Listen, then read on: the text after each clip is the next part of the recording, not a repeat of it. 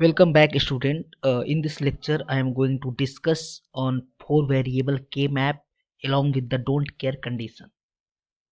Till now, I have discussed three variable K map, and I have also discussed the part, important conditions. What is required in K map? What is the steps we have to solve the K map? So all those things I have discussed. Now, for four variable K map. For four variable K map, how many cells is required? As we know, a 2 to power 4 is equal to 16. So total 16 cells is required for four variable K map. Okay. The following figure it shows the four variable K map. So here we can see because four variable, so two variable here left side and two variable on top I have considered, and this variable name is WXYZ. Okay. सो किस तरह हम mean terms को number देंगे, किस तरह mean terms को प्रत्येक cell में हम इंटर करेंगे, I am going to discuss all those thing. Okay. So first I have considered WXYZ.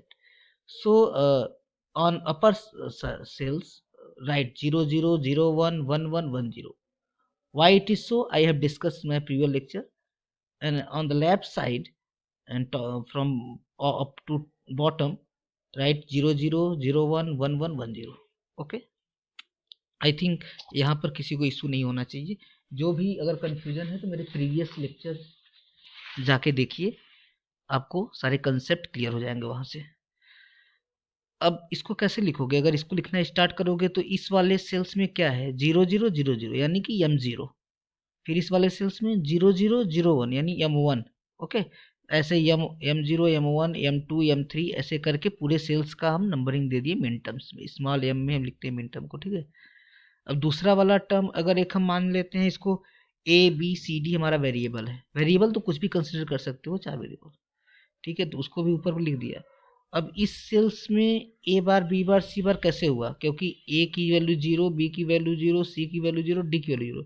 तो ऑल है बार. अगर मैं कोई रेंडम वेरिएबल ले लेता हूँ, मान लो रेंडम सेल, अगर हम इस सेल की बात कर रहे हैं तो यहाँ पर देखो A की वैल्यू 1, B की वैल्यू 1, तो ए बी हो जाएगा. और यहाँ पर C bar D, A B C bar D. देखो A B C bar D, इस पे नाम हो गया ना. ठीक है. तो इस तरह से हम मीन टर्म्स को इसके सेल्स में ऐसे लिखते हैं, और नंबरिंग के हिसाब से इस तरह 0 1 2 3 4 5 6 ऐसे लिखते हैं. ठीक है. One square represent one mean terms giving a term with 4 literals. ठीक है. तो यहाँ पर देखो कितने लिटरल्स है, 4. कैसे? 2 इस साइड का, 2 अपर का. अगर 2 स्क्वायर करोगे आप सपोज इसका, तब कितने लिटरल्स होंगे? इधर का तो 2 होगा पूरा, क्योंकि ये पूरे को कवर कर रहा है. बट इस वाले साइड में दोनों में जो कॉमन होगा ना वो होगा, तो 3 होंगे. 2 स्क्वायर में 3 लिटरल्स होंगे. तो 2 adjacent square represent terms with 3 literals. Literals may be C variables, whatever what you want to say, any name. अगर 4 ग्रुप होगा, सपोज इसमें ग्रुप बन गया, तो कितने लिटरल्स होंगे? इन दोनों में जो कॉमन होगा वो यानी 1 होगा, और इन दोनों में जो कॉमन होगा वो 1 होगा. तो यानी 2 वेरिएबल होंगे, 2 लिटरल्स होंगे. ठीक है. अगर 4 की जगह 8 हो जाएगा तो 8 मतलब कि अगर ये पूरा ग्रुप बना रहा है, इसको मैं इस हटाता हूँ,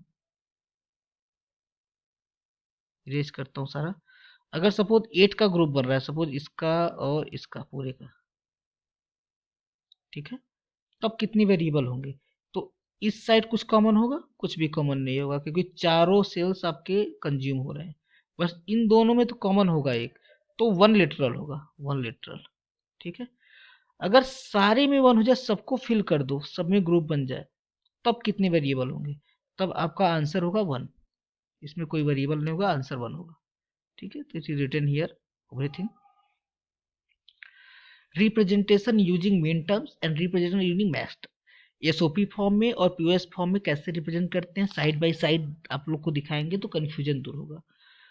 देखो यहाँ पर क्या होता है आपका 0 0, यहाँ पर क्या होता है 0 1, यहाँ क्या होता है 1 1, यहाँ क्या होता है 1 0.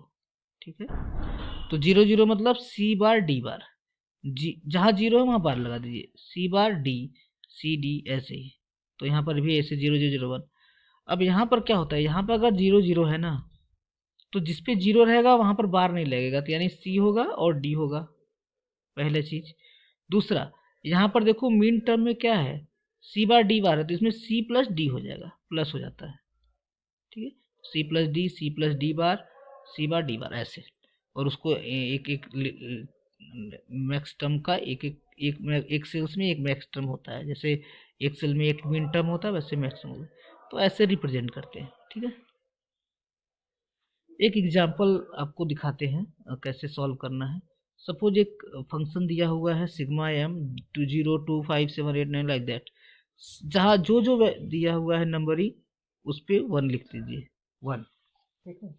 तो 0 में 1, ऐसे 1 लिख दिया। अब इसको हमको क्या करना है, पेयरिंग करना है। पेयरिंग जितना बड़ा हो, जितना बड़ा पेयर बने उतना बड़ा बनाना है, अगर बड़ा नहीं बन रहा है तो छोटा बनाएंगे। तो देखो यहाँ पर ये एक एक एक एक यहाँ है, तो इसका तो बन गया सीधे 4 का पेयर बन गया, क्योंकि 4 से ज़्यादा पेयर नहीं बन सकता। और यहाँ कॉर्नर पे है, तो ये कॉर्नर वाले भी आपस में पेयर बनाते हैं, क्योंकि के में जो होता है ना सर्कुलर होता है, आपस में टच करते हैं। जब इसको इसको मिलाओगे तो ये आपस में मिल जाएंगे, ठीक है। जब आपस में मिल जाएंगे तो इसको आप ऐसे इसको मिलाओगे तो ये मिल जाएगा, इसको मिलाओगे तो ये मिल जाएगा। तो हम इसका पेयर भी 4 का पेयर बना है, ठीक है। ये इंपॉर्टेंट क्वेश्चन है, इसे समझिएगा, क्योंकि जब इसको आप फोल्ड करोगे, यहाँ से इसको पकड़ोगे, इससे मिलाओगे, अब इसको पकड़ोगे तो ये आपस में टच हो जाएंगे, तो यहाँ पेयर बन सकता है, ठीक है। तो 2 पेयर बना 4 का, तो इसका आंसर क्या हो जाएगा, 1 second, let me erase all. इसका आंसर क्या हो जाएगा, इसका ऊपर देखिए क्या कॉमन है, ऊपर ऊपर ये लास्ट आपका यस कॉमन है, यस। इस साइड क्या कॉमन है, इस साइड क्यू कॉमन है, तो क्यू प्लस यस हो गया, ठीक है। क्यू प्लस यस इसका आंसर हो गया। सॉरी, ये वो है ना कि आपका मेन टर्म्स है, तो क्यू यस हो जाएगा, प्लस तो इसमें लगेगा ना मैक्स टर्म में, क्यू यस हो जाएगा। प्लस इसमें क्या कॉमन है, इसमें और पहले इसमें देखिए, तो लास्ट में 0 है, यानी एस बार, एस बार। और इस दोनों में क्या कॉमन है, नहीं सॉरी, ये तो आपके पूरा बन गया ना, तो इसमें एस बार कॉमन हो गया, और इसमें क्या कॉमन है आपका, Q bar, S bar Q bar. एक क्यू एस हो गया, एक क्यू बार एस बार, ऐसे ये आंसर हो जाएगा आपका। तो यहाँ पर आप देख सकते हैं, ठीक है। ऐसे ही इसको सॉल्व करिए। एक फंक्शन दिया हुआ है पूरा मीन, यहाँ तो मीन टर्म सीधे दिया गया है, तो ए बार B bar C bar D बार कहाँ आ रहा है, ए बार बी बार ये है, सी बार डी बार ये है, तो ये हो जाएगा आपका ए बार बी बार। यहाँ पर आ जाइए, सी डी बार कहाँ है, ये, तो ये हो जाएगा ऐसे, ये फिर हो जाएगा, और इन सब का बन ही जाता है आपस में, ठीक है। इसका आंसर क्या हो जाएगा, इसमें कॉमन क्या है, डी बार, और इधर क्या है आपका बी बार आंसर हो जाएगा, सिंप्लीफाइड बुलियन फंक्शन, ठीक है। ऐसे एग्जांपल है आपका पीओएस में है, ठीक है। ए बार सी डी, तो ए बार बी बार ये है, और सी डी कौन सा है, ये है, तो यहाँ पर मिलाएंगे तो ये वाला टर्म आएगा, तो इसको 0 लिखेंगे, पीओएस में 0 लिखते हैं। फिर ए बार बी सी बार डी बार, ए बार बी कौन सा है, ये है, और सी बार डी बार कौन सा, ये है, तो यहाँ है, तो इन दोनों को जब आपस में मिलाएंगे ऐसे, तो यहाँ के टच करेगा, तो इसमें 0 लिखेंगे। ऐसे लिख के पेयरिंग करना है।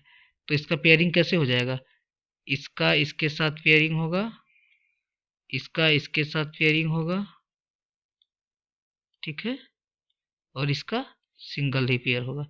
तो इसका आंसर आप ऐसे लिख सकते हो। आंसर तो ऑलरेडी लिखा हुआ है, मतलब मिनिमाइज करोगे तो आप कैसे करोगे, इस तरह से करोगे, ठीक है।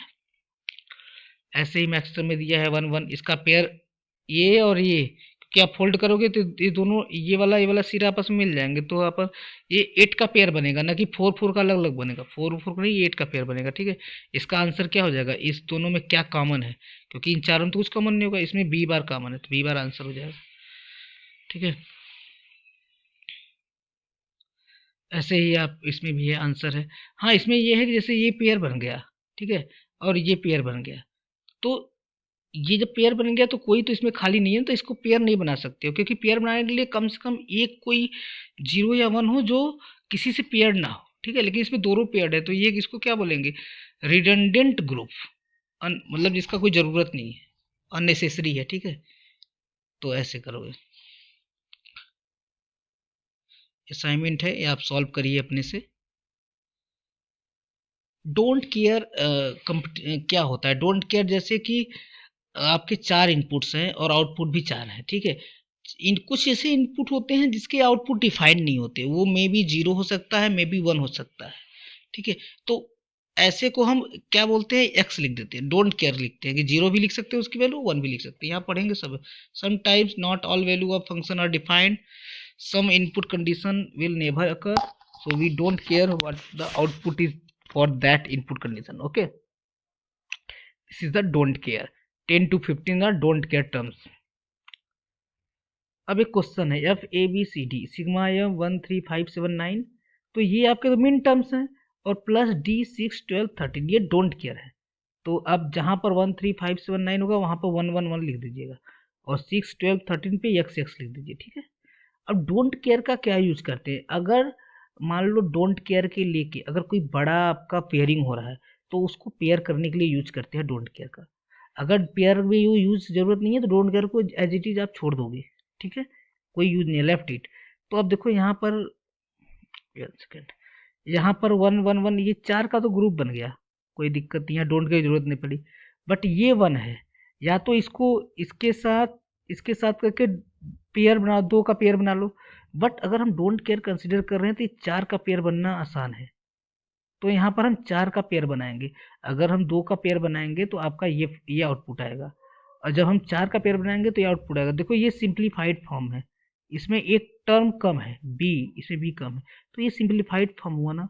तो डोंट केयर का यूज हम ग्रुपिंग करने के लिए यूज करते हैं, अदरवाइज कोई ज़रूरत नहीं है डोंट केयर का, ठीक है। अगर ग्रुप बन रहा है उससे बड़ा उसको यूज करने से, तो हम उसको यूज करते हैं, बस यही है डोंट केयर, और कुछ है नहीं। जैसे यहाँ पर देखिए 2 पे डोंट केयर है, तो 2 पे डोंट केयर लिख दिए, तो इससे क्या होगा, ये 4 का ग्रुप बन गया, ठीक है। अगर डोंट केयर नहीं होता तो आपका एक पेयर ये बनता, एक पेयर ये बनता, तो 2 टर्म आते हैं। अब इसको 4 का ग्रुप बनाने से देखो बी आ गया, कितना सिंपल बुलियन एक्सप्रेशन आ गया। इसको अगर हम इम्प्लीमेंट करेंगे तो कम नंबर ऑफ गेट्स कम यूज होगा, तो डोंट केयर का यही यूज है। ऐसे यहाँ पर है, इसको लेके डोंट केयर हम बना सकते हैं, इसको सॉल्व करिए, ठीक है। So these are the question, solve it. I will show you for you, and use the same method what I have teach you. Okay, देखो यहाँ पर बता देता हूँ। देखो यहाँ डोंट केयर ये के है, तो इससे आपका 4 का पेयर बन गया, तो इसको कंसीडर किया जाएगा। इसका कोई यूज नहीं है, इसको नेग्लेक्ट किया जाएगा, बस। डोंट केयर, इसका नाम ही डोंट केयर है, तो ऐसे उसके साथ बिहेव करो, और क्या, ठीक है। यहाँ पर भी सेम है कंडीशन, सॉल्व करिए, एवरीथिंग सेम मेथड है। So that's all about this lecture. I hope you got all the concept. If still you have problem, you can comment me on comment section. I will try to resolve your problem. So thanks a lot. And most important thing, आप लोग subscribe करो इस channel को, और like करो अगर video आपको पसंद आ रहा है, और अपने फ्रेंड्स में शेयर करो। Okay, thank you.